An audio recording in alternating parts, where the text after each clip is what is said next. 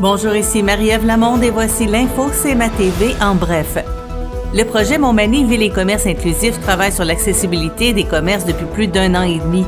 Ce projet, financé par l'Office des personnes handicapées du Québec, a débuté tout d'abord avec un grand sondage fait auprès de la population pour connaître les barrières et obstacles à l'accessibilité dans les commerces de la région. Ensuite, une évaluation de quelques commerces ayant choisi de participer au projet leur a permis de recevoir des plans de recommandations pour améliorer leur accessibilité et l'inclusion à Montmagny.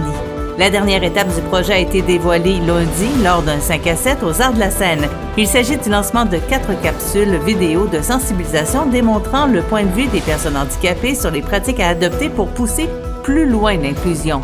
Mélanie Leblanc, agente de projet pour Montmagny Ville et commerce inclusif, nous donne plus de détails. 4 capsules avec 4 vedettes qui ont 4 situations différentes. Donc, on a une jeune fille qui est à mobilité réduite, qui parle surtout des accès physiques, une femme en fauteuil roulant. On a aussi une jeune fille autiste et un homme malentendant. Donc, c'est vraiment 4 vécus tout à fait différents, 4 expériences clients différents aussi quand on fréquente un lieu public. Le court-métrage Marie Noire de la réalisatrice et chorégraphe Chantal Caron a remporté, dimanche dernier, le prix Philippe Bellé de la compétition Focus 100% Région du festival Regard. Présenté du 20 au 24 mars, Regard a diffusé plus de 200 courts-métrages sur grand écran au Saguenay cette année. Le film a été tourné en 2020 à Saint-Jean-Port-Joli.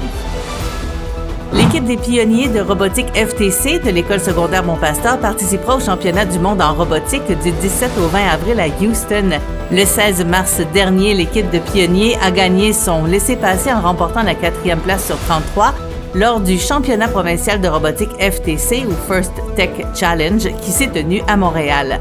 En plus d'être finalistes, les pionniers ont remporté le prix Inspiration.